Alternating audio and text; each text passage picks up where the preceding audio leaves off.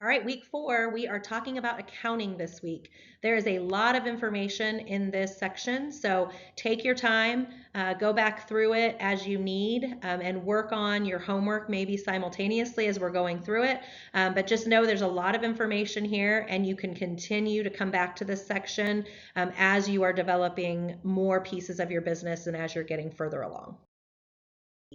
We are going to start off by talking about your accounting systems, just some different options that you might want to consider as you're setting up for your business. We're going to talk about accounting structure and what makes the most sense for what you want to get out of your financial reporting. We're going to talk about how to get money in the door, one of the most important things in your business. We're going to talk about your vendors and how to manage your payables and all the payments that are going out of your business.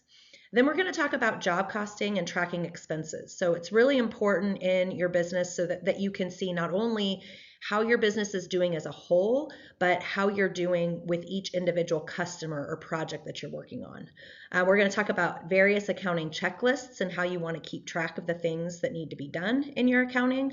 Then we're going to talk about financial reporting and review. So how you should evaluate your financial statements, which financial statements you should review, and what they're telling you about your business. And then finally, we're going to talk about budgeting and cash flow. So how to plan for your business, how to plan your spending, and then how to review how you're doing against those plans that you've created. All right, we're going to talk about accounting systems and things that you should consider as you are setting up your accounting system for your business. The first thing I want to address is general ledger systems and the standalone systems versus the ERP. So a standalone accounting system or general ledger system is going to be something like QuickBooks or Xero or FreshBooks, something that's designed primarily with the purpose of being your accounting ledger. It is for the general ledger, it is for you to manage your accounting, and then they've added some additional tools and some additional resources there that can help you manage the business side as well.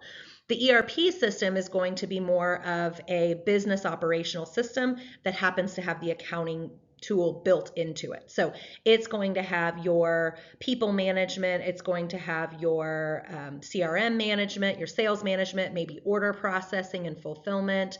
You're going to have any module that you might need to run the business, you can add into the ERP, and it all works together to be able to run the business and happens to have the accounting as one of those modules that's in there. Really, for a small business, you're going to see most small businesses are going to run on that standalone accounting system. And the primary reason is cost. Also, in addition to cost, it's also just so much easier to manage the smaller systems that just aren't quite as robust as an ERP because a lot goes into managing an ERP and you typically need dedicated teams to be able to do that. So when you are considering a QuickBooks versus an ERP system, you're looking at a cost of maybe $100 per month for QuickBooks versus tens of $1,000s a month for some of these ERPs that you might implement. So you're going to see that as a common practice, most small businesses are going to be running on QuickBooks or something similar like a Xero, like a FreshBooks. There's also Sage products that are out there. Intact is one that's becoming more popular. Intact is kind of a combination, or it's a bridge between QuickBooks and moving into a full ERP system. So it is more expensive. It does have more of that functionality and more of those modules, but it's not quite as expensive as jumping to the full ERP.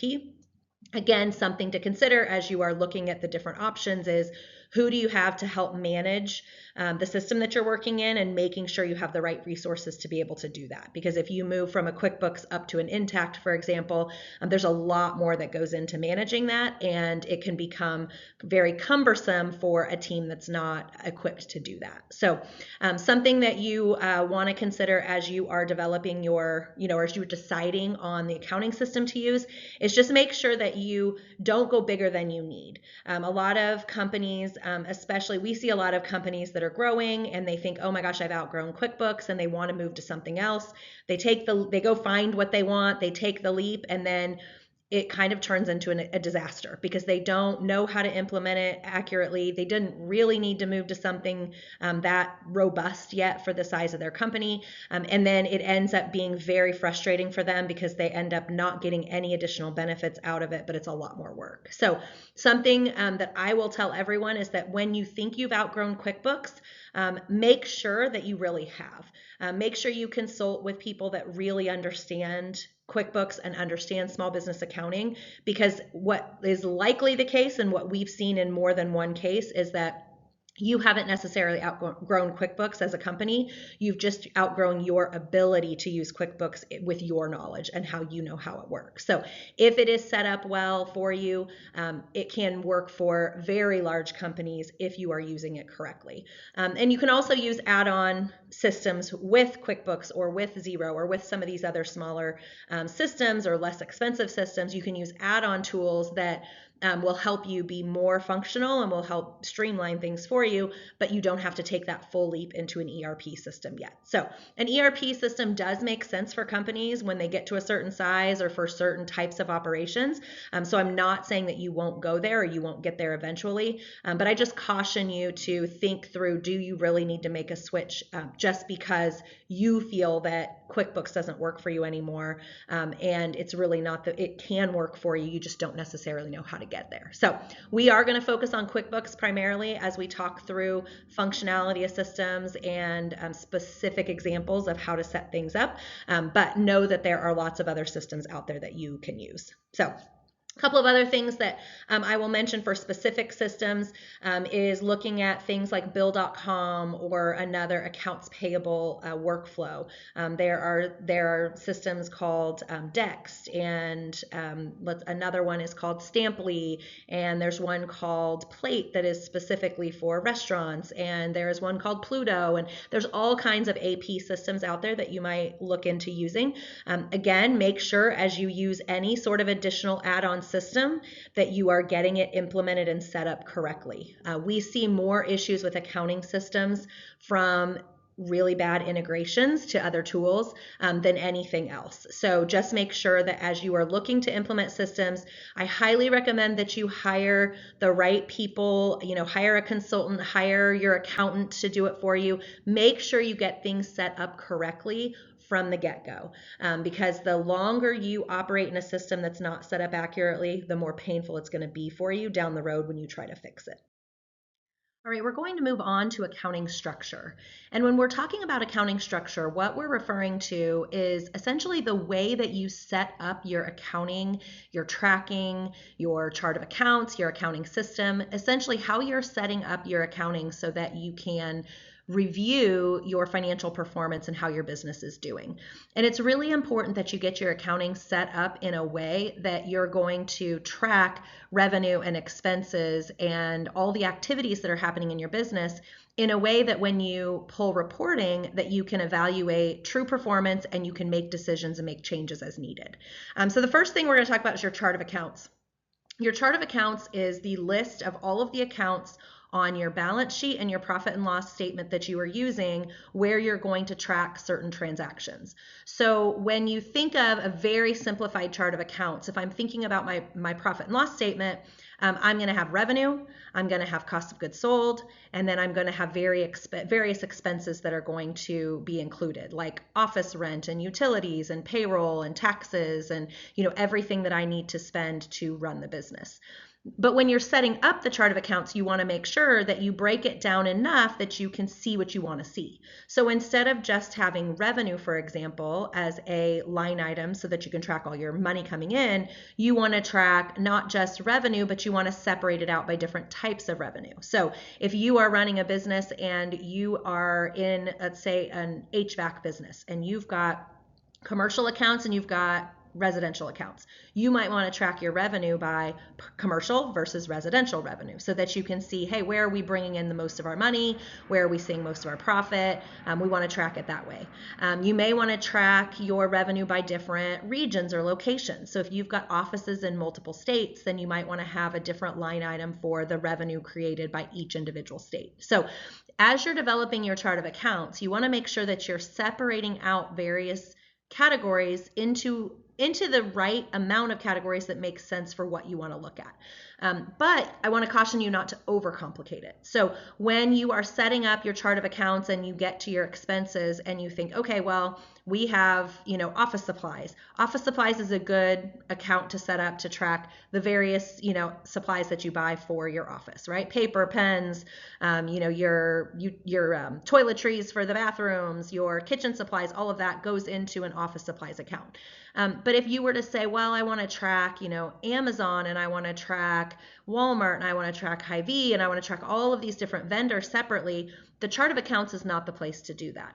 That will be tracked with your vendor activity, and you can see that by breaking it down into other reports. But you don't want to track that on your profit and loss, because then all of a sudden it becomes less valuable to you to evaluate your profit and loss, because now your expenses are being split out in so many different categories. There's no real way to compare, to evaluate trends over time, because you've got it split out into such minute categories that it's not really giving you anything of value. So think about when you're setting up your chart of accounts, you want to split out your accounts enough that you're able to see what you want to look at. So you want your revenue to be separated by different categories. You want your cost of goods sold. You don't want to just have one category for materials. You want to have materials and labor and different types of materials. And, you might want to break that out further so that you can see where you're spending your money. You don't want to have just one office expense account and everything related to the office goes there, but you want to split it out into rent and utilities, maybe cleaning, office supplies. You want to break it out enough that you can see where you're spending your money, but not so much that you're diluting the value of the information that you're providing. Another piece of your accounting structure is to think of your divisions and your departments. So as we kind of worked through in our organizational structure, we came up with what are the different functional areas? What are the divisions? What are the departments? How are you going to be splitting out your business as from an organizational structure? And that is important to carry over into your accounting structure. So you want to make sure that when you set up your accounting structure, that you are also tracking the various divisions or departments that you want to track based on how your business is set up. So that way you can see, hey, is our office in St. Louis performing, or is it not pulling its weight compared to our office in Denver, for example? If you have different offices, you have different regions, you have different types of business, different divisions as far as the types of services you're providing. You'll want to start tracking those things separately so that you can evaluate the business and make sure that if you need to look and say, hey, we need to look to see where we're profitable, and you have all of your offices separated and you've got 10 different locations, makes it a lot easier to evaluate and say, hey, these are the underperforming branches or offices that we have. Why is that, and how do we fix it? If everything for all 10 offices is just all included into one category, it's really hard for you to make that evaluation. You want to make sure too, services versus products, right? Are you selling, maybe you're selling a product that that's your primary business, but then you have additional add-on services to maintain those products as part of what you're providing to your customers. You want to make sure that those are separated out so that you can see, hey, we make a really good margin when we sell the product, but we're not charging enough on our services because our margin's really light on our services. Or maybe that's something you're okay with because you choose to have a lower margin on the services that you're providing because you're making the higher margin on the products.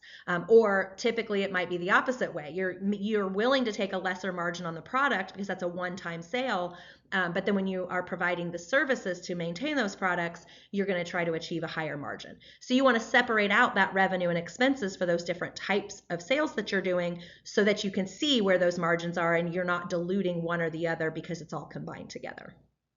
Next thing I want to talk about is setting up customers and jobs. So it's really important when you're evaluating the business and you're evaluating your performance to make sure that you're not only looking at how is our business doing as a whole, but how is each customer performing or how is each project performing. So if I am a home builder and I build 10 custom homes a year, then I want to be tracking all of my revenue and expenses, not just to construction income and construction expenses.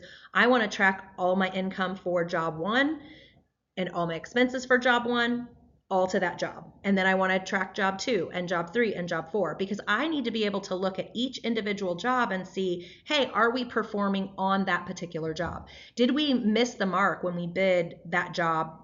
Job 3, we made a 10% margin, whereas normally we're receiving a 30% margin on our work. Why is that? What did we do wrong on that job? So it's really important that when you're setting up your accounting structure, you figure out how you're going to be tracking your different levels of customers and the projects that you do for them, so that you can track your revenue and expenses specifically to those jobs. All right, so we have now set up the accounting structure and kind of discussed how we're going to go through that process. So now we're going to start getting more into the specifics of the different types of transactions that you have in accounting. The first one, most importantly, is to get money in the door. So, aside from selling the service, right, selling to a new customer, or, having someone commit to buy, then you need to determine, how are you going to get that money in the door? How are you going to invoice your customers?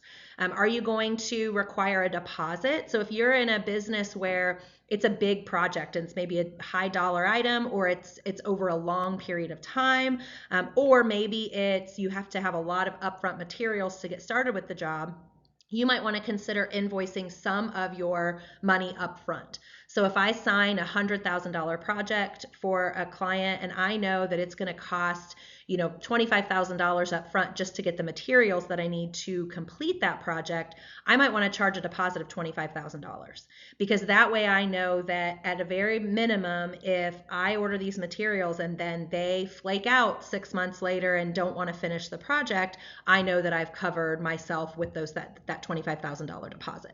So you want to think about, is your business one that you want to make sure you get at least something up front.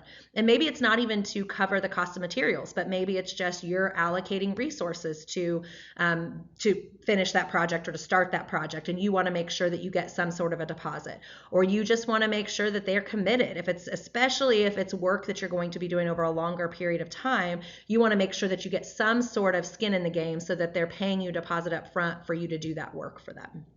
You might also want to consider invoicing in phases or milestones. So again, this refers to more longer term projects, but you might want to consider saying, hey, we're going to invoice you at the end of each month for the activity that we've completed during that month. Or we are going to set up specific milestones that we have to complete, to say, hey, once we get this part of the project complete, we're going to invoice you 10%. And then when we get to the next part of the project, we're going to invoice you 25%. You might want to set up what those milestones are so that you've got that in place for you to get that money in the door throughout the course of the whole project, instead of just at the beginning or just at the end. And then finally, your final invoice. So for some businesses, you're going to only have one invoice for each sale. You're going to either one, be selling a product that they're going to pay for it. They're going to pay you for it at the time that they order it or at the time that they pick it up from the store. Or you're going to be doing a service for someone where it is a short-term project or service, and you will bill them when you've completed that work. So you go out and make a service call at someone's home, you invoice them at the end of that call, and you receive payment from them at that time. So you just want to think about what makes the most sense for your business and the type of company that you are setting up, the product that you're selling, the service that you're providing, what makes the most sense for you from an invoicing perspective. Contract management is really important with this too. So again, if you are signing on clients for longer term, or it's a bigger project, you want to think about, do I need contracts in my business? If you're selling a product, somebody's coming into the store and they are buying it from you and you're swiping their credit card, you're not going to have a contract in place with that customer, right?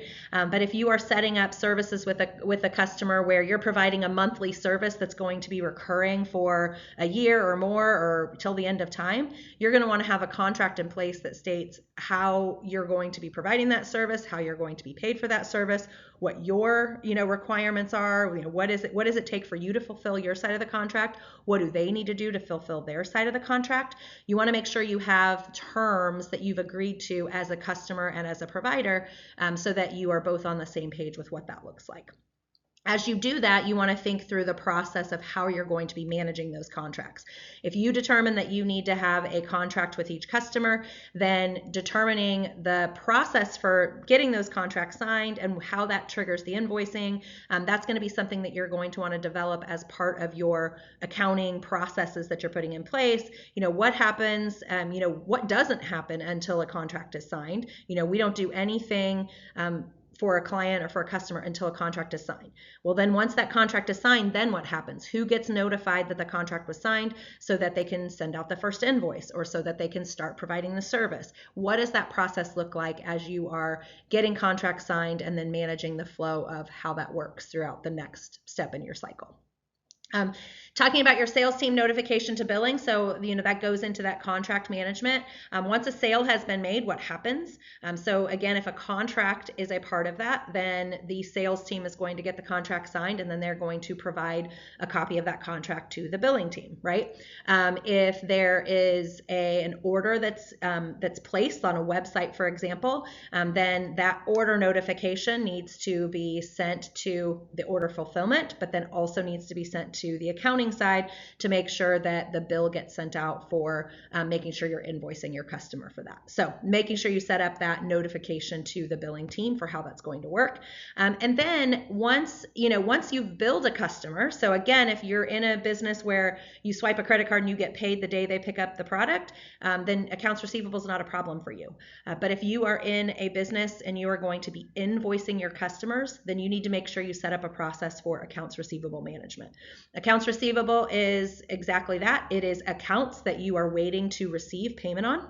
And when we talk about AR management, what we're talking about is having a regular review process for you to look at your accounts receivable, understand who has and hasn't paid you, and follow up with them if they get to a certain point where they're behind on those payments. So if you've got terms with your customers that said, you're going to pay us in net 30 days, that means that when I invoice you, I expect that you're going to pay me within 30 days. If I get to day 31, I should have a process in place where I'm sending a reminder. I haven't received payment yet. It's day 31. You were supposed to pay me in 30 days. So you're going to get an email notification reminder to remind you to pay me that bill. If it gets to day 45, I'm picking up the phone and I'm calling and saying, hey, I still haven't seen payment on that. Can you tell me where we're at with that? Letting your accounts receivable get out of control is one of the quickest ways to get yourself into cash flow trouble, because it can often be something that goes up, that you stop looking at. You think, hey, I got the invoice out and I know I've got money coming in the door, and then you just kind of forget about it. You don't think about it until your expenses are still coming in, but no money is coming in the door and you can't cover those expenses. So you really want to make sure that you develop a process for managing your accounts receivable, reviewing your aged accounts, and then making sure you have a follow-up process for that. Okay, so accounts receivable is getting money in the door, and accounts payable is paying money out the door. So we're going to switch over to talking about vendor management and accounts payable. And it's really important that you've got your vendor relationships and your agreements with your vendors outlined so that you know that they're going to be there to provide for you as you need them for delivering to your customers. If you have, a vendor that is one of your key suppliers of materials that you need to make your product, you need to know that you've got a good relationship with them and you've got good payment terms with them, and that they're going to be able to sufficiently fulfill your demand and be able to continue to provide for you. So you want to make sure you really understand your vendor agreements.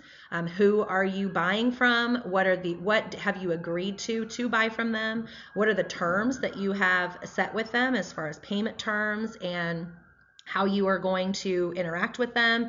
What are your order processing? What's the process? And then what are like the deadlines and the terms related to orders? So if you've agreed with your vendors that, hey, if we place an order on Friday for materials, we know it's going to be delivered to the job site on Monday, you want to make sure you have that built into your agreement with them so that you can keep your projects on track and your business on track because you know how they're going to be delivering on their side. So making sure you understand your vendor agreements. You want to make sure you take advantage of vendor terms. So a lot of vendors will provide, especially material suppliers, they will provide a discount if you pay their bills quickly. So when they may set up with you that you have 30-day terms to pay them. However, if you pay them within 10 days, then they are willing to give you a discount of 1% or 2%. And it may seem like a really small amount on each individual invoice, but that's a way that you can immediately impact your gross margin if you can take advantage of those payment terms. So if you have built your pricing around knowing that, hey, it costs me $10 to buy that piece of material or that part, and you can ending up only paying $9.80 for that piece of equipment or part or material that you're buying, that 20 cents goes a long way when you get to volume and scale. So it may seem like a small amount when I'm talking about 20 cents, but that 20 cents will grow as you are growing as a business and as you have more scale. So take advantage of those vendor terms if they are offered to you. Another thing to think about with your vendors is to set up a process where you pay when paid. So if you are in a business where you have to buy a significant amount of materials from your suppliers to perform your work and to put into place on the job sites or on the projects that you're working on, or to build the inventory, whatever that happens to be, then you may want to set a policy that says, hey, we're not going to pay our vendor for what they've provided us until we get paid from our customer. So we are going to order the supplies from our vendor. We have 45-day terms with them. We finish the project, we invoice our customer maybe 15 days later after we've received those supplies. We invoice our customer, we have net 30-day terms with them. So we intend to get paid from our customer prior to our time limit being up with our vendor. And then we get paid from our customer, and then we pay our vendor.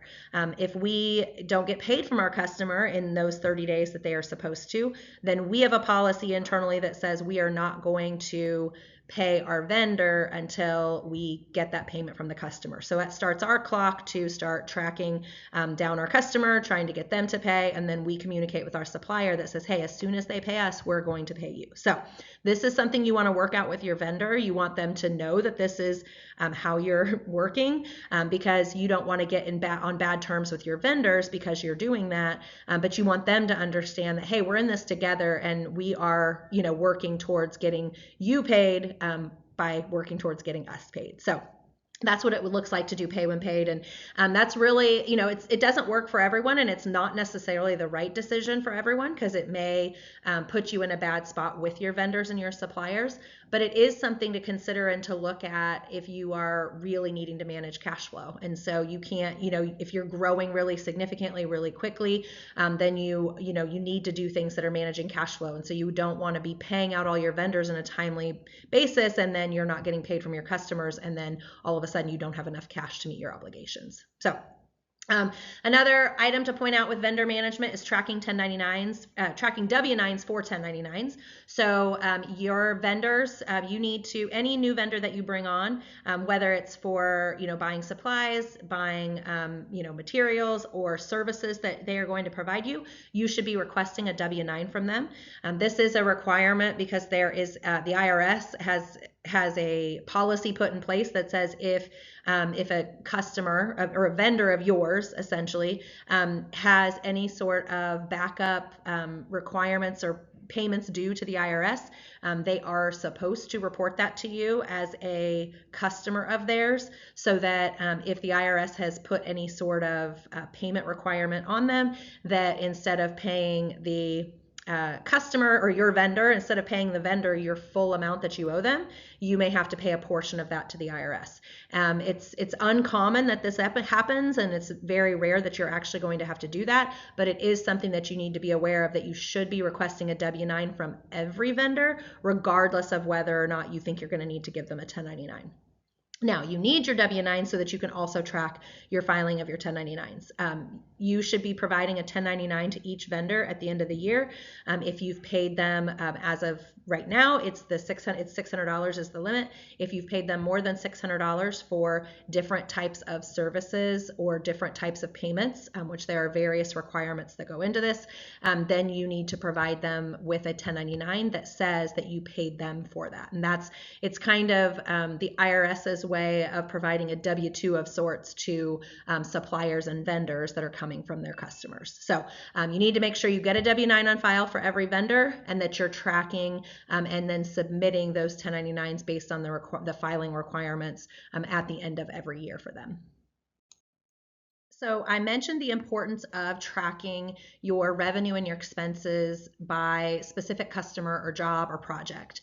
And this is referred to typically as job costing. And what this means is that you are taking every cost that is required to complete a project or to complete a job, and you are assigning it to that job within your accounting system.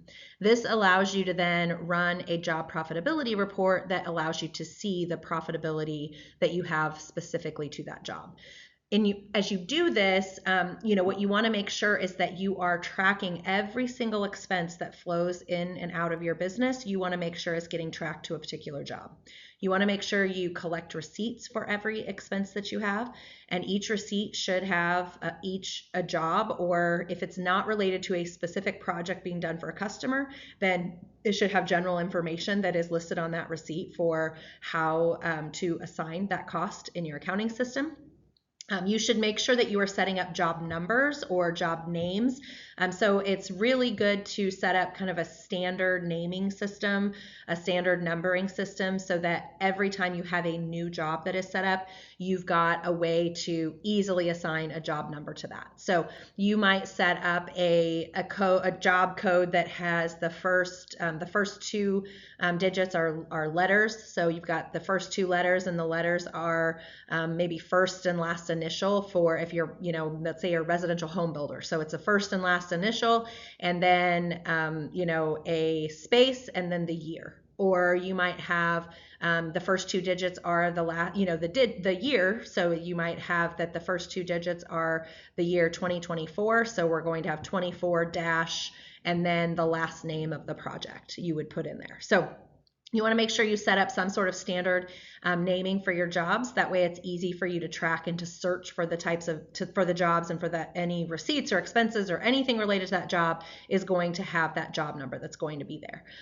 Then as you are, if you are in a business where you have to order supplies and materials for a specific job, you want to use that job number in reference as you order from all of your suppliers. So when you send a purchase order to a supplier to provide you the supplies that you need for that job, then you are going to give them that job number that you've assigned, and that way when you receive the invoice for those materials, those supplies, whatever it is you had to purchase, you will then know where to assign that invoice and what job it gets coded to for that. You want to make sure that you are tracking all job information related to that project. So you've got labor, you've got materials, supplies, any maybe subcontractor expenses that you have to pay for. Make sure that you're tracking all expenses. Anything related to that job is getting tracked to that job, in addition to the revenue that you are receiving from that, so that you're able to assign revenue and expenses to the job, and then you're able to run reports on that later on as you are pulling that out of the system. It's really important when you set up your job costing that you review for missing costs or unallocated costs. So this is why I recommend that you assign every single cost that comes through your business to a job. Even if you set up, not everything, let's say you order office supplies for, the kitchen, essentially, then you are not going to have that assigned to one of your customer projects, but you can set up a project called overhead or admin that you have in your accounting system, so that anytime you have any sort of cost that comes in, utilities, rent, supplies, things that are just related to the office and not to a specific customer or job, you can assign those costs to that overhead job. And then that way, when you're reviewing all of your expenses that have come through the business in a current period of time, you can look and if everything should be assigned to a job. And if it is not assigned to a job, then you know that you need to go and review that and figure out which job it goes to. This way, if you don't have that overhead job created where you're assigning that, then you might see an expense come through that didn't get assigned to a job, and you think that the reason it didn't get assigned to a job was because it's just not a job related expense, but you don't know if it could be just not assigned because it just got missed. It didn't get assigned when it was put into the system. So make sure you're reviewing for any missing costs or unallocated costs. And then, as you review, once everything has been assigned and you're not missing anything there, Then you want to review the details of each job and make sure that it seems reasonable to you. So if you're reviewing the profit and loss for a job and you see all the different transactions that are being costed to that job, and you realize that you know that you paid a $10,000 invoice for a large piece of equipment that was needed for that job, and you're not seeing it there, then you need to go and dig into that further. It's possible that that $10,000, either one, you haven't received the bill yet, and so you need to follow up with your vendor to receive that bill, because it will come to you eventually, and you want to make sure you get it assigned to the correct job.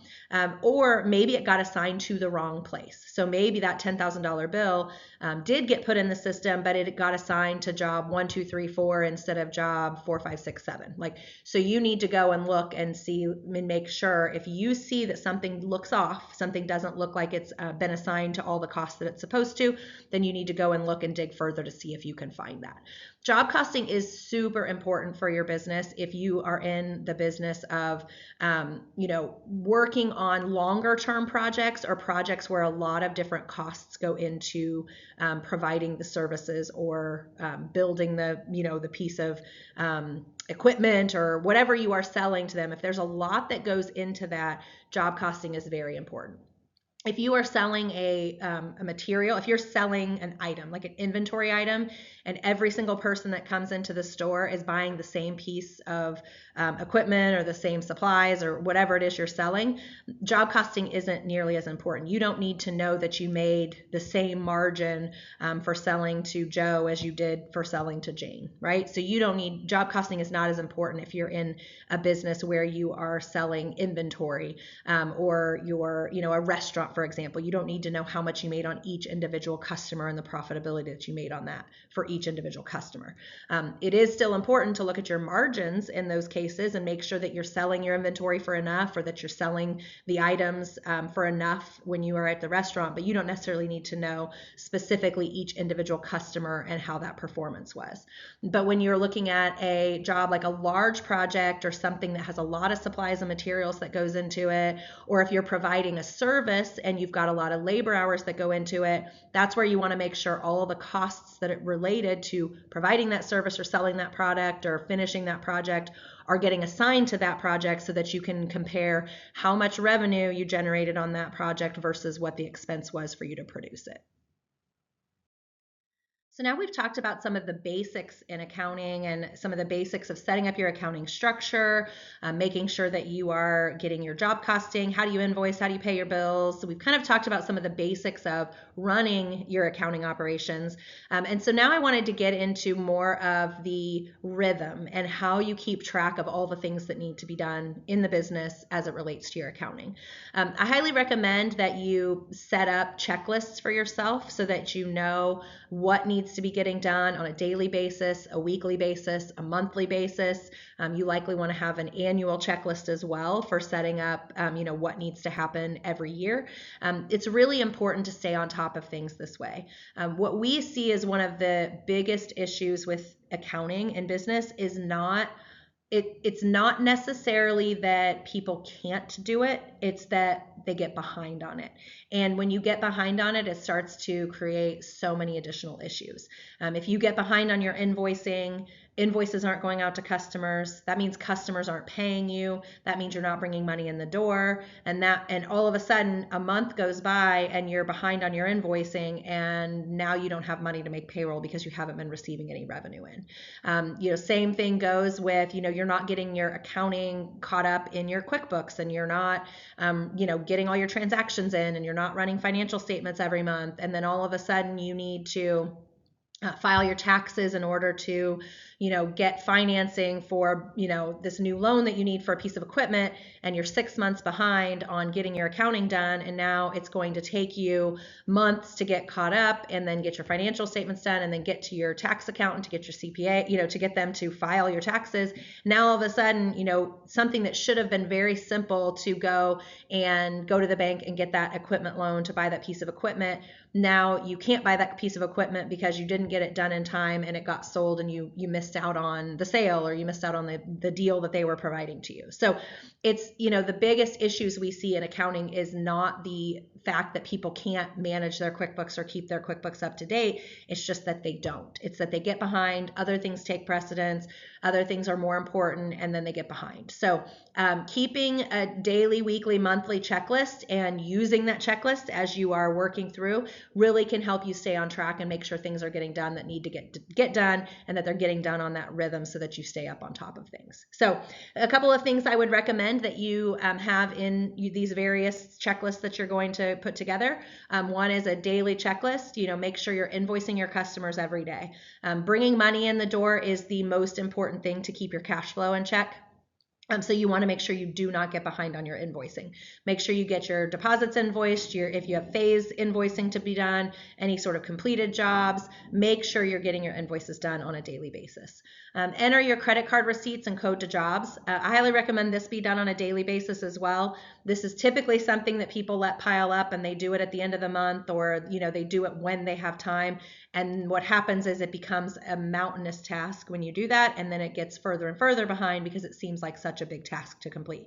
If you just enter credit card receipts every single day, get everything coded to jobs, then you know that you've got everything in there. You're not forgetting, what that expense was for, or which job that goes to. So it's really important that you do that on a regular basis. I would say at least weekly, but I would put it on your daily checklist if possible. On a weekly basis, I recommend that you reconcile your bank and your credit card accounts. This again helps keep you on track to know that everything's getting entered in your accounting system. It also helps you to keep tabs on your cash flow. So if you're reconciling your bank account every week, then you know where you're at. You know if you have money to make sure you can pay those bills. You know what you're going to need upcoming, and you can see where you're at. And if you need to start making some collection calls, you need to get more money in the door, and just make sure that you're keeping tabs on your account. It also makes sure you're keeping things up to date, because if you go to reconcile your credit card and you're missing a bunch of transactions, then you need to follow up to get receipts and to get job information, expense information, and categorizing, getting that completed for that. Make sure you pay your bills on a weekly basis. This is a good rhythm for paying bills. You don't need to pay vendors the second you get the invoice in. You don't need to pay bills every day. But if you go more than maybe paying bills every week, it gets a little bit harder to stay on track with due dates and making sure things are getting paid timely. And this is really important, especially if you're taking advantage of those vendor discounts. You're going to want to at least be looking at the bills weekly to get those paid. Review your cash flow. This is something I would do on a weekly basis. I would do this after you've reconciled your bank accounts, but before you've paid your vendors. That way do you have enough cash there to be paying the vendors? And when you look at your cash flow, you want to be looking ahead. You want to look and say, okay, where are we at today? What's coming in the next few weeks? What's going out in the next few weeks? And is there any areas of concern that we're going to be having there? Follow up on any missing receipts or job information. Again, if you're reconciling the accounts, you see that there were transactions that hit that you didn't receive any information on, you can follow up for those then. It's so much easier if you're following up with your team for them to tell you what something was for. It's so much easier if you do it right near when it happened than if you wait till the end of the month or the next month or the quarter. It's a lot harder for people to go back and remember what certain transactions might have been for. And then review your aged receivables. So this is the accounts receivable management we talked about. You want to make sure you have a process in place for reviewing this on a weekly basis. Review to see who's behind on getting payments to you, and then have a follow-up process implemented. So the first follow-up is maybe an email. The second follow-up might be, another, resending the invoice. The third follow-up might be a phone call. Have a process in place that says each week I'm following up as they get further and further behind, and these are the steps I'm going to take to collect that. On a monthly basis, your checklist should have your closing process, so closing out your books. Your monthly close process should include, finalizing, reconciling all the accounts. You want to make sure that you tie out your balance sheet every month. So you want to make sure you have every balance sheet account, you have support for that balance sheet account. We're going to go a little bit more into financials here in a little bit. And then you want to make sure I would recommend, and this gets a little bit more complicated and a little bit more technical, but that you're posting your various journal entries that you need to get your accounting to be accrual basis financials, which again, we'll go over that in a little bit. You want to review your financial statements. So after you've closed your books, you should have a set of financials that you're reviewing every month. In addition to your profit and loss statement, your balance sheet, I recommend this is when you review your job profitability. So review to see, are we making money on our jobs? How much money are we making on our jobs? Are we seeing the appropriate margins that we need to make our business sustainable? So make sure that you're looking at job profitability every month. And then make business decisions using the data. If you're looking at your profitability every month and you see that your margins are starting to slip, then you can start making decisions. Don't wait until you get to the next year to increase your, fees if you need to increase your fees. Don't wait until you get to a point of having no money in the bank to change your payment terms. You need to look at what's happening in the business and make decisions based on that data that you're being provided in those financial statements. Make decisions and make them quickly. So when you are looking at your financial statements for the month of February and you are looking at those hopefully within the first couple of weeks of March, you can make decisions before you even get to the end of March that's going to help you improve the financial performance for March and definitely for April. So make sure that you are not just checking the box and completing your financial statements, but that you're actually reviewing them and that you're using them to make decisions within the business. All right, we're going to switch gears a little bit and start talking more in the technical side of accounting and your financial reporting. I want to talk about your tax versus book reporting. We're going to talk about accrual versus cash reporting, matching revenue with expenses, and then we're going to talk about your balance sheet. We're going to dig into your balance sheet a little bit more and talk about why it's important to be statements that you're looking at. So let's start talking about tax versus book reporting first. I often get confusion with this when I'm talking to a group on what they should be filing their taxes on versus what they should be managing their books with, and people get confused because they think they're one and the same, but they are different. So your tax reporting, most small businesses are going to likely file cash basis for their taxes. So cash basis says, if I've received the money in my hand, and I'm going to include that as my income, and if I've paid the money out, I'm going to include that as expenses. And so most small businesses are taxed that way because it makes the most sense for them, because the money is that they're going to be taxed on, they've received and they have it in their possession, and then it makes it easier for them to pay their taxes on that. Accrual basis financials, which we'll go into a little bit different, will say I am going to be taxed on the money I've earned and the money, the expenses that I've incurred, even if I haven't received it yet. So most small businesses are going to be filing their taxes on a cash basis. However, that does not mean that is how they should be managing their business. And I recommend that everyone manage their business using accrual basis financial statements versus cash basis. It's not to say that looking at your cash basis financial statements is not important and that you need to understand, what you're going to be taxed on and make sure you're planning for that. But if you are running your business using accrual basis financial statements, you're going to be actually looking at the real story and you're going to understand how your business is truly performing. So we'll go over more on accrual versus cash and what that means, but I want to make sure that you understand the difference, that the way you file your taxes does not necessarily mean that that's the way you should manage your books. And any good CPA that you work with should be able to take your accrual basis financial statements and convert those to cash to be able to do your tax reporting. So just make sure that you do not have to file your taxes in that same way.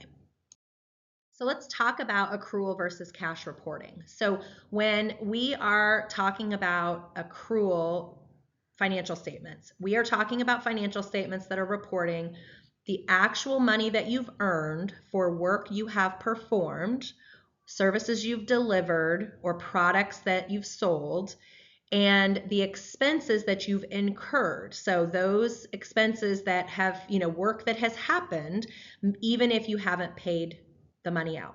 So if I have provided a service to you today and I have completed that service today, I am going to count that revenue today, even if you may not have paid me for it yet.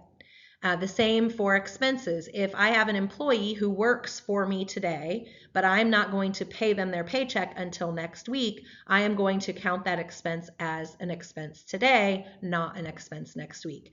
That is what accrual basis financial statements are. I have earned the revenue, whether I've received it or not, and I have incurred the expense, whether I've paid for it or not. Cash basis, on the other hand, says I received the money.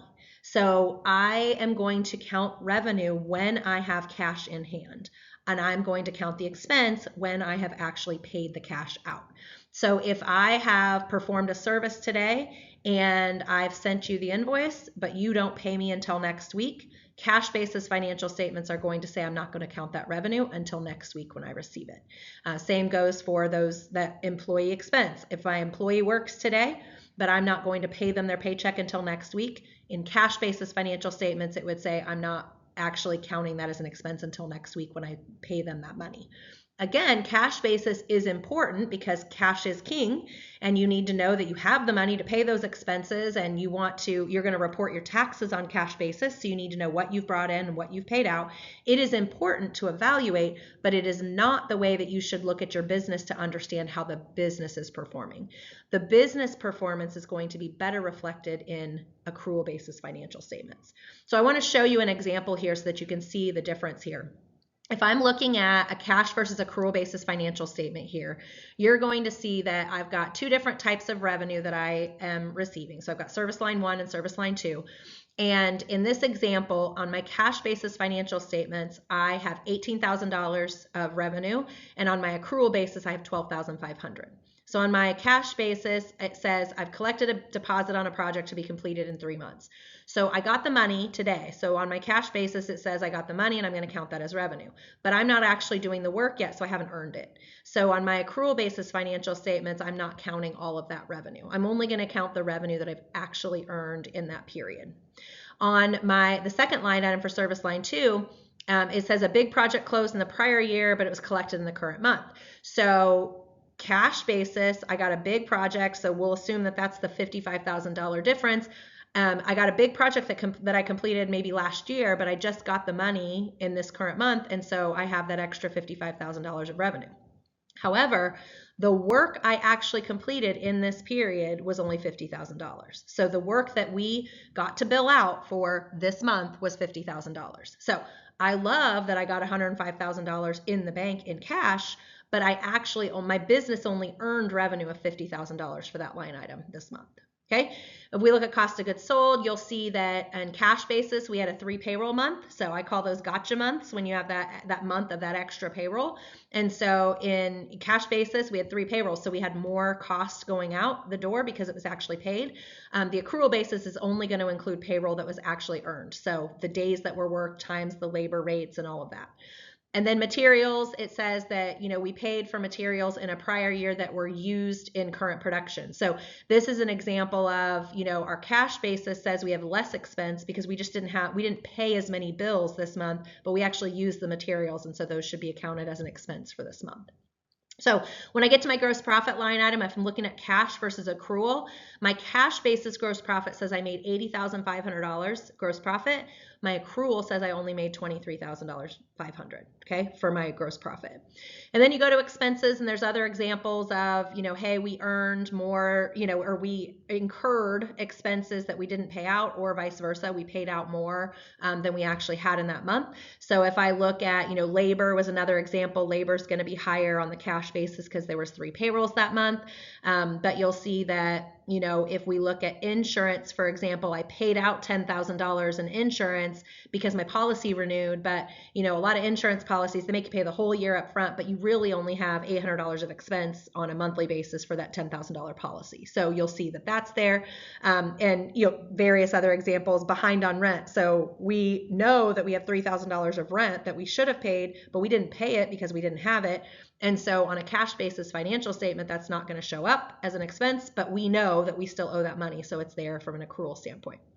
So if I look at my net income, I see 2 very different pictures here, right? On my cash basis, I show that I made $26,000 of income for the month. On accrual basis, I lost $13,000. And this is really important to look at, because even though cash basis looks good, if my business continues on the current track that it's on, I'm losing $13,000 a month. I am going to lose over $150,000 this next year if this is how my business is truly going to perform. And so if I was sitting here making decisions to hire a new person, or to buy a piece of equipment, or to see if I have, money that we can go invest in this new technology, whatever that is, if I'm making decisions on the business and I'm looking at my cash basis, I'm going to think I have room to make those decisions that are spending more money when I don't have the money to spend, right? Or I may be looking and saying, hey, our margins are really good. We could lower our prices, or we could look at the way we're structuring things, because we're making a really high margin, when that's not really the case. Instead, I should be looking at my business and saying, gosh, am I charging enough? Because our margins are just not high enough to cover our overhead. Like, what is it that do we have, our overhead labor is more, like, if you look at this, our overhead labor of $25,000 is more than our gross profit. There's a problem there, right?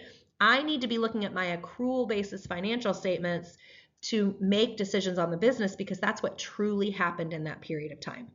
Now, I might look at this and say, hey, it was a slow month, because that month of the year is always a slow month for us, and we know it's picking up next year. Maybe I do nothing. Maybe I don't make any drastic decisions in the business, because this is just short term. But I know what I'm looking at, and I have an accurate picture of how the business truly performed in that period during that month, and that I can make decisions on that. So I highly recommend that as you are setting up your accounting system, work with your bookkeeper, your accountant, your tax accountant, whoever it is that is managing your accounting for you. Make sure that they are running your business accounting on accrual basis, and that they're setting it up that way. All right, so matching revenue with expenses just kind of goes along with accrual basis accounting. So we're not going to go too deep into this, but I want you to understand how you do this. You want to make sure revenue is matched with the expenses that it took to earn that revenue. So when I am looking at project revenue and expenses, for example, if I have a project that goes over a period of time, and let's say I recorded a deposit on that project for half of the project, but it's going to take 6 months. I can't recognize all the revenue for that deposit in the month I received it, because it's really should be allocated over the first 3 months, right? Because maybe my deposit was half of the whole project, so I'm going to allocate that over the first 3 months, and then I'm going to accrue that revenue that's going to be coming in for the last 3 months before I send that final invoice to them. So you want to make sure that you're recognizing that revenue, and then also the expenses that align with that. So if the project is an even 6 months and it's going to take an equal effort during each one of those months to complete, then I would just have my expenses just evenly go across each month. But if you know that it's a $100,000 project, but $50,000 of the work happens in the first month and then it slows down, then you want to make sure you recognize the $50,000 of revenue, but also the expenses that go along with that. Because let's say you had to put a lot of labor effort in to that first month, then all that cost is going to be there. You want to make sure you have enough revenue to cover that, because that's really aligning with the actual cost that it took. So you want to make sure your project revenue and expenses are getting in the appropriate period. So, some ways that you can do that is to, allocate it, over each month the same way. You set up a calculation to do that. Or if it's simpler to you, you can make sure that, especially for shorter term projects, just make sure that, hey, if we were working on a project in November, and I've got all the expenses for that project in November, but I haven't gotten the invoice yet out, and it's December, you're going to want to make sure that either you backdate that invoice to when the work got done, or that you are accruing for that revenue because you have all those expenses in that month. And so you accrued for that revenue in November, and then when you send out that invoice in December, then it offsets that. So make sure that your project revenue and your expenses align in the same period. When you're looking, one of the ways that you get your expenses to the appropriate period is by using prepaid expenses. So this is an example. I had shown you on the accrual versus cash that there was a $10,000 insurance premium. And when that was paid, when the insurance was renewed, it all got paid in 1 month, but it should really only be expensed out over 12 months. So that is an example of where you would use a prepaid expense on your balance sheet. You would put that $10,000 to your balance sheet to say, hey, we paid this out, but we haven't gotten the benefit of that insurance yet. And then each month you pull more out of that prepaid expense and you put it to your profit and loss statement as an expense. Labor accruals, this is similar, but kind of the opposite direction. So this is an example of you aren't paying out your employees until later after they've completed the work. And so you may have to post an expense to the month of November for work that got done, but that didn't get paid until December. And so you're going to accrue, which is what that means. When you hear about accruals or you hear accrue, it means that you are posting an expense to a month because you know that you've incurred that expense. Those employees earned that money. You know that you've incurred it, but you haven't yet paid it out. So labor accruals are one of the most common accruals that are going to be on your balance sheet, but you'll also just see regular expense accruals. So if you know that there's an expense that you incurred that's a pretty large expense, but you just haven't gotten the invoice from your vendor yet, you're going to want to accrue that in your book so that you get your expenses into the right period for that. That's going to be the best way for you to get to accrual basis accounting, which we just talked about, is if you make sure that anything that you actually incurred during a month that is getting posted to your profit and loss statement during that month, even if you haven't paid for it. So then I just have a note here to not to get excited about a big revenue month without making sure you understand the related expenses. So if this can happen a lot with a longer term project. If you've got a lot of expenses for the project in various months, you might be seeing a lower margin in those months because you got a lot of expenses, but you haven't invoiced your customer.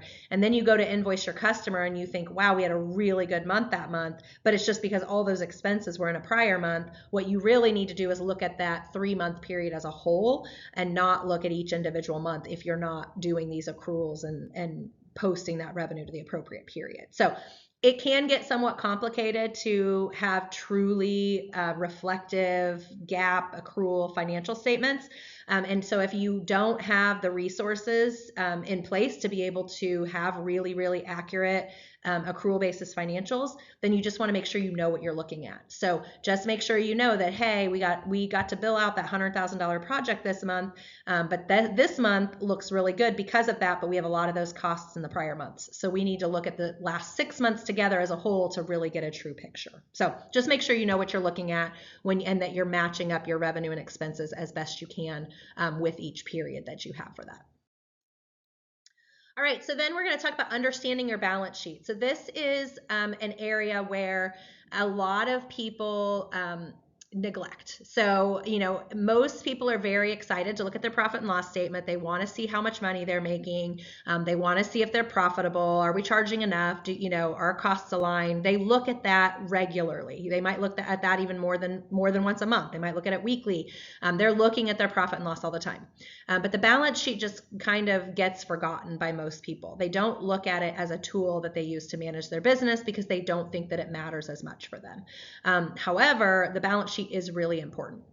And the reason the balance sheet is important is, number one, it can tell you if your profit and loss statement is inaccurate. So if the balance sheet is not correct, then your profit and loss statement can't be correct. The way that accounting works with double entry accounting, you have to, for every debit, you have to post a credit, and you don't have to understand how to do the debits and credits, but you have to understand that for every debit, you have to have a credit. So if you are posting something to the balance sheet incorrectly, that means your profit and loss statement is wrong. So it's really important to look at your balance sheet every single month, because if there is an issue with your balance sheet, that likely means there's an issue with your profit and loss statement. So that's number one. And then number two, the reason it's important to look at your balance sheet is it really tells you the health of your business. It's kind of giving you a snapshot of how healthy is your business today. Do we have enough money to cover our obligations? Do we have enough assets to cover our liabilities? Where is our cash growing or is it shrinking? Are our liabilities growing or are they shrinking? Your balance sheet tells you the health of your business. A couple things to look for on your balance sheet. One thing you want to look for to make sure that it's accurate is, do you understand every single account that's on there, why it's on there, and does the balance seem reasonable? The biggest issues we see with balance sheets are an account balance that's sitting on the balance sheet and nobody knows what it is. Nobody knows why it's there. Nobody knows what it's for. Nobody remembers it. Nobody understands the balance. It's just sitting there on the balance sheet and has been for years. that's a problem, because that means that something was wrong at some point in time. Something was wrong on the profit and loss statement and was recorded incorrectly. So you want to look at your balance sheet every single month, and you should know everything that's on there and why it's on there. So for example, if I'm looking at this balance sheet here and I'm looking at undeposited funds and I see that there's $2,500 in undeposited funds. Okay, undeposited funds is money that I've received but I haven't taken to the bank. If I don't have a check for $2,500 or two checks that make up $2,500, if I don't know that there is money sitting in my desk or my office or somebody has it that hasn't gone to the bank, then I'm going to look into this further and figure out why that's sitting there. If we rarely ever have checks sitting, that haven't gone to the bank and we have undeposited funds, then I want to know, where is that $2,500? Okay. So you want to look at every single account and make sure you know why it's there and that it makes sense to you.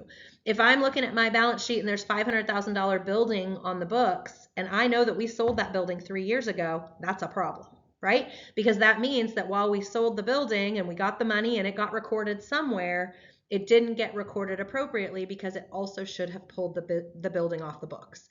So when I say that you should know what everything is on your balance sheet and that it seems reasonable, this isn't you needing to be an expert at accounting. This is you needing to know that, hey, I do own a $500,000 building or I don't. It's as simple as that. So you need to make sure that you review your balance sheet and you understand what's on there. The balance seems reasonable. You know why it's there. Okay, the other thing that I recommend looking for or looking at is for negative balances. And if you've looked at your, balance sheet and you know that it seems reasonable that you have the right balance there, then you should have also noticed if there's any negative balances. But if I've got a car loan and my car loan on the books is a negative number, then that means that I've paid. What it would tell me on the balance sheet is that I paid too much. I overpaid that loan. Okay. Likely that's not what happened. Likely what happened is I just didn't record it correctly. But if I see a negative number on the balance sheet, I want to know, why is that number negative? Because I want to go see if we recorded everything correctly and I need to get it fixed. Okay. If you look at accumulated depreciation, you'll see that's negative. That's actually a number that should be negative on the balance sheet because it's an offset to your assets.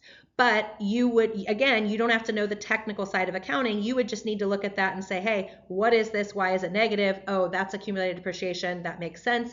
You would want to look at that and say, yes, that seems reasonable because we've depreciated $180,000 of various assets over the years. So our net asset balance is $488,000. That makes sense. Okay. But if I've got, a credit card that's negative, that means I've paid more on the credit card than I've posted to transactions to the credit card, and that's a problem. So when you are reviewing your balance sheet, you should, one, review for any negative balances and look into those, because likely there's very few numbers on the balance sheet that should be negative. And then you want to look at every single account that's on there and make sure it seems reasonable. If your cash balance, your bank shows that you have $200,000 in the bank and you've never in your life had $200,000 in the bank at one time, you need to look at that. You need to figure out why that's the case and then go and fix it. So make sure you understand your balance sheet and make sure that you are looking at it on a regular basis, because it's a really important tool that helps you know the accuracy of your financial statements, but then also helps you to see if you are healthy. When you're trying to look at the balance sheet to see how healthy the business is, you want to look at your asset balance versus your liability balance. So if my asset balance is higher than my liabilities, then I know that I have enough in assets. In theory, if I shut down tomorrow, I would be able to cover all of my obligations with the assets that I have. If you've got a balance sheet that's flipped, where you've got more liabilities than you have assets, then that's not a healthy balance sheet. That means that if you shut down tomorrow, you would owe people more money than you could get out of the assets that the business has. So when you are talking to bankers, you're talking to investors, you're presenting financial statements to a potential acquirer, when you are doing that in your business and you show them your balance sheet, you want to know what balance sheet they're seeing. You want to know what they're seeing, and you want to know if it's a healthy looking balance sheet or not. And those investors, bankers, anybody that's actually using your financial statements to evaluate your business, they're going to look at your balance sheet, and that's going to help them see how healthy the business is. Your profit and loss statement might be looking really good. You might be making good money, but if they can see that the balance sheet doesn't look healthy, then they know that you're maybe not handling that money very well, or that you're making good money today, but that you had many years of not making good money, and we've got to right the ship, essentially. So the balance sheet can really help you to see how healthy the business is by helping you see, what your assets, look like compared to your liabilities. As you're reviewing it month over month, you can look to see, hey, are my assets growing? And if so, that's a positive thing. Are my liabilities decreasing? That's a positive thing. It means I'm paying down my liabilities. So even if my assets aren't growing on a monthly basis, if I'm decreasing my liabilities, then that just means I'm using those assets to pay those down, and that's getting me healthier and healthier, so that when I am able to increase my assets, I've got less and less liabilities to offset those. So it's really important to look at your balance sheet. Don't ignore it as a tool. Don't pay attention only to your profit and loss statement. Make sure you're looking at your balance sheet too. All right, so now we're going to talk about financial statement review and what you should be looking for. We just talked about some of the things to look for on the balance sheet, but as a general rule, every month you should be getting financial statements from either your accountant, your bookkeeper, yourself. If you're the one managing your accounting, you need to make sure you're looking at financial statements every single month. And when you do that, you want to look at a few specific things to make sure that you are keeping tabs and keeping track of how the business is doing. On the profit and loss statement, what I would recommend is you review month over month. So look at, the last 12 months and look at each month's performance and see if you're seeing any trends.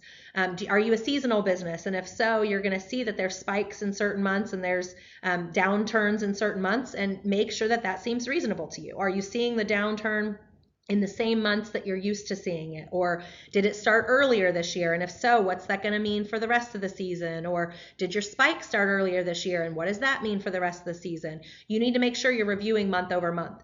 Month over month also helps you to see if you've messed something up. So if I'm looking at month over month and I've got a business that has pretty consistent revenue month over month and pretty consistent expenses month over month, and then all of a sudden I see that in 1 month, a certain expense line item spikes, then I can take a look at that to see, did I do something wrong? Did I just get it recorded wrong? Or no, we had a big expense that month because we decided to buy 3 new computers. And normally we only have to buy 1 new computer. Or we don't buy any new computers usually, and we had to because some of our equipment was wearing out. So you want to look at month over month to help you make sure that it's accurate, but then also, is there anything you need to address? Is there anything you need to prepare for as you're moving forward? As you look at trends, if your revenue is consistently increasing, then you know that, hey, we're showing an increase that's consistent month over month. We need to be prepared to hire probably in the next couple of months, because if we continue on this trend, we're not going to have enough labor resources to handle that. So you want to look at those trends. Also, same thing, if you're seeing a constant decline, first month you can maybe work around that. Second month you might find an excuse for it. Third month, fourth month, if you see that it's consistently declining, you can't just keep waiting and not make decisions, because that's where the business is trending. So you need to make something happen. You need to either find a new revenue source, or you're going to have to start making some cuts and make some decisions on expenses. Look for negative accounts on your profit and loss statement. So we talked about this with the balance sheet, but also with the profit and loss statement. If I have a negative expense line item for a month, that's going to be a red flag to me, because very rarely does someone pay me for an expense, right? So if I am looking at an expense account and I see that it's negative, I'm going to want to look into why. It's possible it's accurate, because, if you've got an example of you paid for a certain expense in 1 month, and because you bought a piece of equipment, and then you realize that 1, you didn't need that equipment, or 2, it was defective, whatever that happens to be, and then you return it the next month, then you may get a credit back for that piece of equipment, which is going to be a negative to that line item, but you don't have any expense to offset it this month because you didn't have to buy anything new this month. So you are going to see a negative number. So it's possible that negative makes sense because you had an adjustment for something that happened previously, but you'd still want to look at it because it's very rare. So it shouldn't happen often. On your balance sheet, we talked about look for negative balances. Again, very rare. So you'd want to look at that and make sure it's accurate. And then just know why every balance is there. Know every account on your balance sheet, what it is, and what that amount is for. Job profitability is very important to look at. We talked about this. You want to know how profitable your jobs are so that you know what types of jobs to take more of, what types of jobs maybe not to take. But then also, do you need to change your pricing? Do you need to change your pricing on certain types of jobs? Maybe you've got commercial and residential work, and you see that your residential, you're hitting a 40% margin every time, but your commercial work, you're only getting 20. Do you need to make a change with that? Do you want to just focus on residential? Do you want to increase your pricing on your commercial jobs so you can get that margin up? Or are the commercial jobs so much bigger that you're okay getting a lower margin because it's still giving you more gross profit to the bottom line? So you want to make sure you're looking at your profitability to look at what types of business you want to do and you want to work with. And then also look for negative numbers. Those negative numbers are red flags in every financial statement you look at. You want to look at it and see, why is it negative? The most important negative number to look at is if your gross margin on a job is negative. That means that you had more expenses on a job than you charged your customer for. That's a big problem. So that means that you didn't price the job right. That means something bad happened on the job to where maybe you had to fix something and so you had extra cost. Whatever it happens to be, you want to evaluate that and understand why so it doesn't happen again. So just make sure that you're looking at a full set of financial statements. You've got a financial package that you get on a regular basis. You're reviewing it and you're making business decisions based on those numbers. All right, so your financial statements are the tools that you review after the fact. They tell you how your business has performed. They give you insights into what's been going on and help you make decisions for things you might want to change. A budget, on the other hand, is a precursor. So it is the plan that you are setting out for your business and something that you should then evaluate against how you actually did so that you can see where you're at. It's really important that businesses budget, and so many of them don't. When I speak to groups of business owners, I will tell you that when I ask the question, who here has a budget or who operates off of a budget, maybe 5 to 10% of the hands go up in the room. Most businesses do not operate off of a budget, and I'm going to highly recommend that you are not one of those. It is very important that you run off of a budget, and I want to talk about why.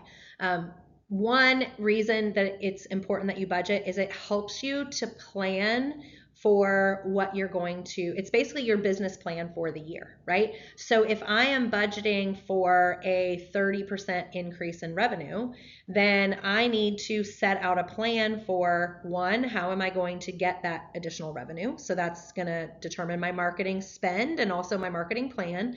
Two, how am I going to support that revenue? Do I need to hire more additional staff? Do we need to increase our production facility? What is that going to look like for me? And then two, do I need additional space? Do I need, if we're going to grow by 30%, there's a lot of other things that have to happen in the business, right? So your budget helps you to set your business plan for the next year. It also helps you to evaluate how your business is doing based on what you had planned. So if I set a budget and I plan to grow by 30%, and to grow by 30%, I know that we're going to need to add 5 more staff. And I know that, hey, we're probably going to need to start looking for a new facility towards the end of the year. I've got plans in place for what I need to do throughout the year. But then when I get to the end of month 1 or the end of month 2, and I'm looking at my performance compared to what I budgeted, and I see that I'm not hitting that 30% growth rate that I thought I was going to, I can take a step back and I can look and say, well, hey, we were planning to hire somebody in March, but we shouldn't do that because we're not seeing the revenue we thought we were going to. And two, we don't need that person because we don't have the revenue and we don't need that additional support for that revenue. So I better hold off on that hire that I was planning on in March. And if I didn't have my budget to know that that's why I was planning to hire that person, and I wasn't comparing then my financials against that budget, I wouldn't know that I need to stop and not make that decision, and I need to not hire that person yet, right? So setting the budget helps me set the plan for what I'm going to do for the year, but then it also helps me to evaluate how we're doing compared to what we thought we were going to do, and then make decisions based on that. It also helps me to see if I'm not hitting my revenue growth, why? What do I need to do? Do we need to go and look at our marketing plan to see, why did we think we were going to hit 30% growth? and what's not happening that we thought was going to happen. Did I just lose a really large client that we weren't expecting to, but we're still seeing all of that growth that for the new business coming in that we thought? Well, then I just need to reset my starting expectation, but my growth is still going to be there, right? I'm still going to be growing 30% with the exception of I've got to start from I've got to start backwards a little bit, right? I've got to take that adjustment back. Or did we haven't lost anything, we're just not seeing the new business come in that we thought we were going to. How do we fix that? What do we need to do? Did we lose a salesperson and that salesperson, took revenue away? Are we just not really hitting the mark on our social media plans? Like what is happening that we're not hitting those growth rates? So when we're looking at our budget, it's important to set a plan for how we think we're going to do, but then it's even more important to evaluate how we have done against that plan and why we're doing that. So now we're going to talk about, your steps to setting your budget and managing your budget and tracking your budget and give you the tools for how you actually do that. All right, so we are going to talk about 5 steps to a simple budget. Budgeting can be a very complex process. Larger companies have whole teams of people that this is all they do. They're budget analysts and they budget all year long because they're constantly budgeting and then reworking the budget and then working on, as soon as this year's budget's done, they start working on next year's budget. Budgeting can be very complex. We are going to stay simple and just talk about how you can set a budget for a small business and how you can do it without a lot of pain and effort. So the first step that we're going to talk about is analyzing your current year financials. So you want to start off when you get ready to set your budget, you want to first run your current year financials. I recommend that you run a 12-month financial statement month by month. And typically it's best if you are budgeting in, say, October or November for the next calendar year. So you're not going to have your full year together yet for this current year. So you can either run a 12-month rolling average, or you can run the 12 months, for this year, and then just you don't have all your data in there for the last couple of months. But what this is going to do when you start off by looking at your current year financials, it's going to help you to see how you're doing, your starting point. It's going to help you to see how you're doing so far. This is your starting point. If you're a business that has seen consistent, steady growth, you can see that, hey, we're growing just a little bit each month.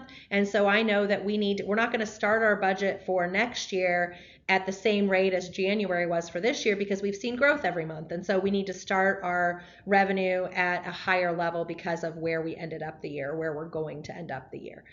It can also help you to look at your trends and help you understand that, hey, when you go to set your budget for next year, you need to keep those trends in mind. Are those trends a trend that is consistent year over year because you're seasonal, or are those trends anomalies, and then you need to take those into consideration as you're setting the budget? So first thing to do is analyze your current year financials.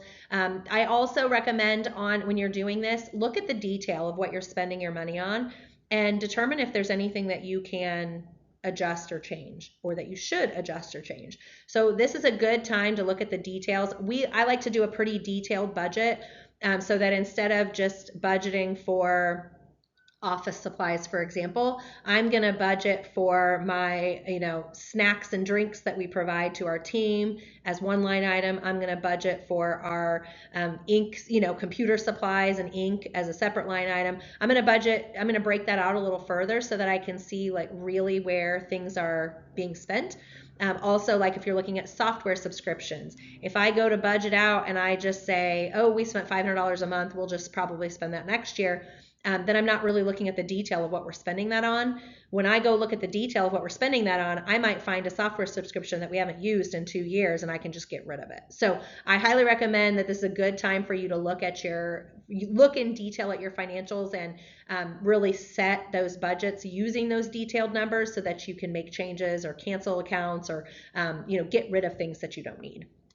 So first step then, after you've looked at current year financials and determined if there's anything you need to be aware of as you move forward, then I'm going to set my budget for revenue. So I'm from a technical standpoint or a practical standpoint, I guess, as you're setting this up, what I would do, and again, I'm going to reference QuickBooks here, but I would take your monthly profit and loss statement from QuickBooks. So I'm going to have January, February, March, April, May, all the way out to December is going to be the report that I ran. I'm going to export that to Excel, and that is my template now for my budget, because now I've got each month and each line item that I have in there set up as my template. I'm going to delete all of the details in each of those accounts, and then I'm going to start building my budget from there. So my first step in actually building the budget is I'm going to set my budget for revenue. If I am working through my process and I have my current year financials together, I'm going to want to then see, okay, what do we think we're going to do for revenue next year? Because that's likely going to drive other decisions that I have to make. So if we think that we're going to bring on, 2 new clients per month next year, then I need to go and build out my revenue as if I'm bringing 2 new clients a month. What's my average revenue per client? What are there any startup fees? Do I expect to lose any clients? What does it look like for revenue for that? If I'm a retail business and I've seen steadily that we're growing, by 5% every year, then I'm probably going to build in a 5 to 10% growth in the next year based on this year. If I am seeing, and by more of a project-based business, and let's say I'm in an industry that maybe has some cyclical nature to it, and I anticipate we're going through a downturn, I'm going to budget that downturn. I'm not going to budget that we're going to do revenue the same as this year. I'm going to budget the downturn that I'm expecting. And if I do that, then I can be prepared for making the decisions I need to make for that downturn versus assuming that we're going to keep our revenue the same, even though I can see the writing on the wall and I know that that's not going to happen. So look at your revenue, look at historical growth rates, how you've been growing historically. If you've had consistent year-over-year growth for 5 years and you don't see anything disrupting the market, then I would just use a historical growth rate because it's been consistent for you year over year. If you've had a very bumpy roller coaster, high growth years, static years, decline years, you want to really be much more diligent in figuring out exactly what drove each of those years and how do you expect it to work next year. So set your revenue for budget, or set your budget for revenue, and then start working towards your expenses. So depending on your type of business, after you've set your revenue, you're going to need to set your cost of goods sold if there are direct a correlation between your revenue and materials, labor, direct costs that you have to have in order to provide that revenue or to produce that revenue. So you'll want to set those first, and then you're going to want to look at the rest of the expenses that you're going to set. Again, this is where you would look at, hey, my revenue's growing, so what do I need to put in place to support that revenue?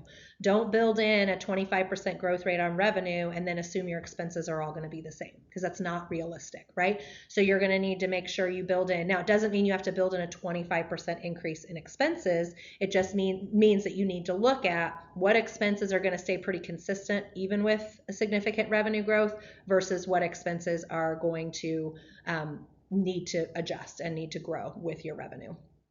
Think about too, you want to look at your historical expenses. That's a good place to start, but think about decisions you were making. So I will tell you that in a certain period of time in our business, we looked and we said, hey, we really need to get profitable over the next 2 years. Like we were making changes with our business model. We were changing the way we were charging clients. We were making a lot of changes. And so we said, hey, we're spending money on nothing except for the essentials for the next 2 years because we knew where we needed to get. And so when we did that, that meant we spent no money on new computers unless absolutely had to. We spent no money on, just no frill for 2 years to get the business where it needed to be. As we were setting the budget for that 3rd year after this period of time, we knew we had to build in quite a bit in expenses for new equipment because we knew our equipment was aging and we knew that that was going to be needed there. So if I was just looking at my historical spend, I'd say, oh yeah, we spend $3,000 a year on computers. Well, that's because we intentionally said we're spending nothing unless absolutely have to, And then now I need to look at and say, well, really, we probably need to replace one computer a month, and that's going to be $24,000 a year instead of $3,000. So you need to make sure that you're looking at your expenses realistically, both what you need for the revenue that you're producing, but then also if there's anything big coming up that you don't have every single year, anything you want to do that you've just chosen not to do historically, but you think you're going to be in a position to be able to do it. Just think through all the different scenarios of why you might have those expenses. I would hesitate to put in too much cushion. A lot of people want to put in a lot of cushion into the budget just so that they know that they have it. Really try to be diligent when you're setting your expenses and you're setting your budget, because you want to be able to evaluate how your business is doing compared to how you thought you were going to do. And if you build in a bunch of cushion, then it's harder to make that evaluation. So if you are going to build in cushion, I recommend maybe you build it in as just a separate line item of, hey, we know we're going to get this wrong, so let's just build in, a couple $1,000s a month, and then that's our fluctuation so that we can still hit that bottom line. If you feel like you need to do that, that's a better way to do it, because it's easier for you to see that you built that in specifically for errors in your budgeting versus that you thought you were actually going to spend that money. So after you've set expenses, now you've got your budget essentially, right? So you've got your budget, you know how much revenue you're planning to bring in and how much expense you think you're going to have, and therefore what your bottom line is going to be. So that's your budget for the year. Once you set your budget for the year, you shouldn't change it. Okay, your budget for the year is the budget for the year. You can reforecast, you can do other analysis to change how you're doing based on how you have been doing, but I highly recommend you do not change your budget once you've set it, because it makes it less valuable to review your financials, your actuals versus budget, if you've changed it every time you don't hit it and you just change it to what you hit. Then it really isn't a good tool for you to use. Once you have your budget and you've implemented it into your financials, then I would set stretch goals. So once you've set your budget should be your realistic, we believe this is what we are going to do as a business this next year. That's how your budget should be set. However, I do believe in setting stretch goals and thinking, hey, but if we can do, if we can do X, then we need Y, right? So if you're setting stretch goals and you think, hey, we are, our budget is to hit 4 million in revenue next year. However, we're planning to launch a new product line in 6 months. And if it does really well, then we think we might hit 5 million. That's great, but that's kind of a guess, right? And so that would be what I would look at as a stretch goal. But I want to set those stretch goals so that I can say, well, if we hit $5 million, these are the additional resources we need. This is the additional money we need to spend, because we're going to need more people, more resources, more supplies, more materials, whatever that looks like. So that's what your stretch goals would be. Again, this is something I would do. Let's get a budget first, and then if you get to that point, setting stretch goals can be really helpful for the business. And then finally, maintain and monitor your budget. So when you get your budget in place for the year, you want to implement that budget into your accounting system. So QuickBooks, for example, you can enter your budget into QuickBooks, and then you can run a report every month that gives you your budget to your actuals. And I can then see, okay, in January, we thought we were going to do $30,000 in revenue. We only did 28. What happened? Why did we only get 28 versus 30? Or we thought we were going to do 30 and we did 35. What happened?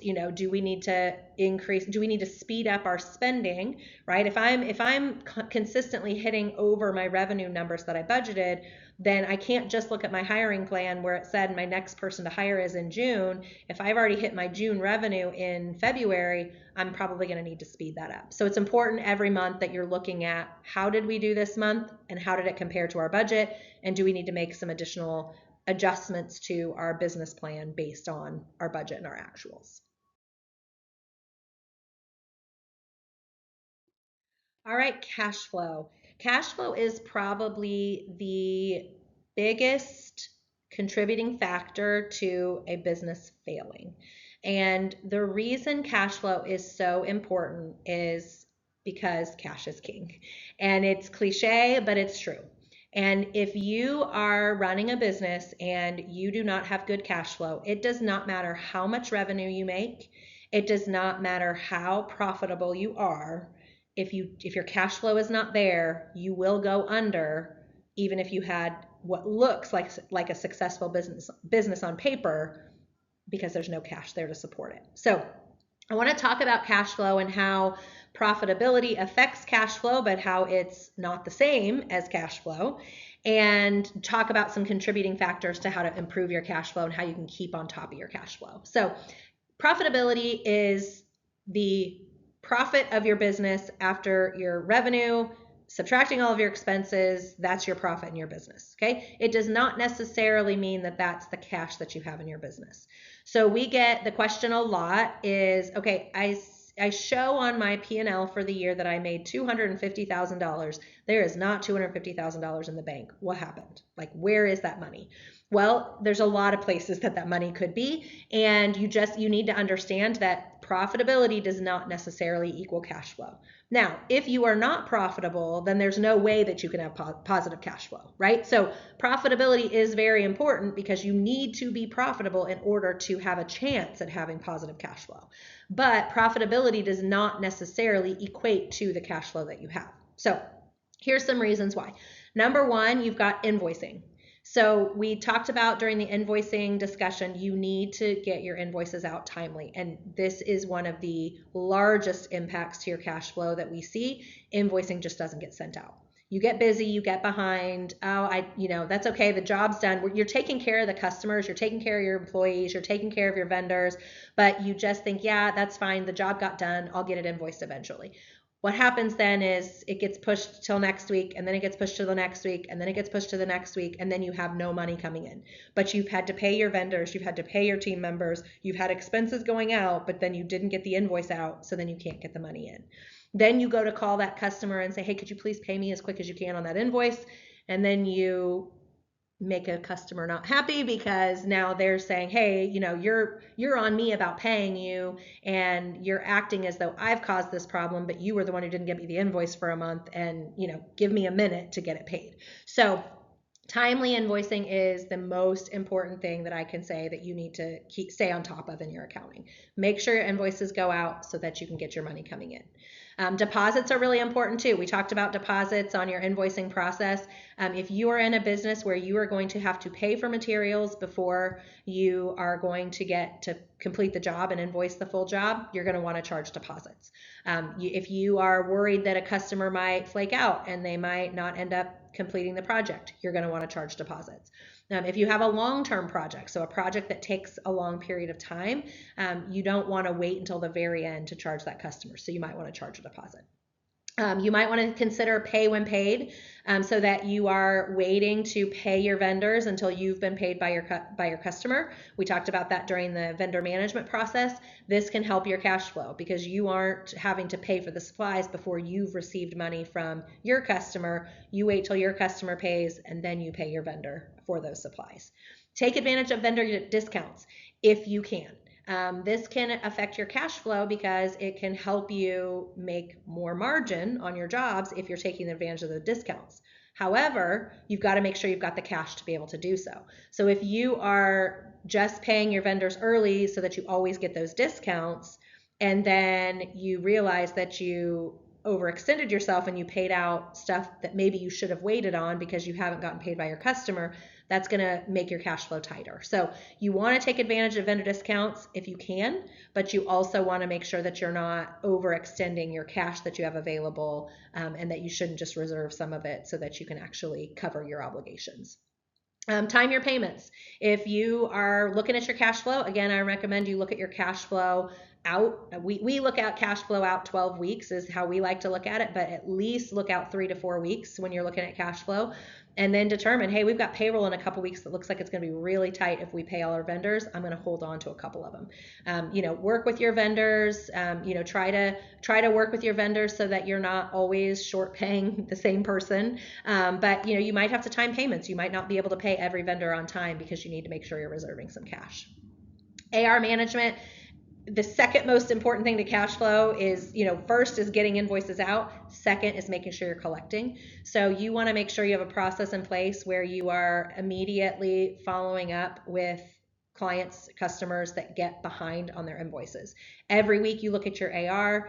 Anybody who has gotten more than a day past due for their terms that you've given them, you follow up with them, whether it's sending them an email reminder, just resending the invoice, giving them a call on the phone, whatever it happens to be, you are going to want to keep on top of that every single week. Have a very good rhythm in place for following up with that. You may also want to consider for some larger projects, or if you've got, a payment that's really critical that you get in, maybe you call that customer ahead of time and you say, hey, I know that your, payment's not due till next week, but I just want to make sure, is there going to be any issue with us receiving that on time? We've got vendors we need to pay that for the suppliers that we used for your project.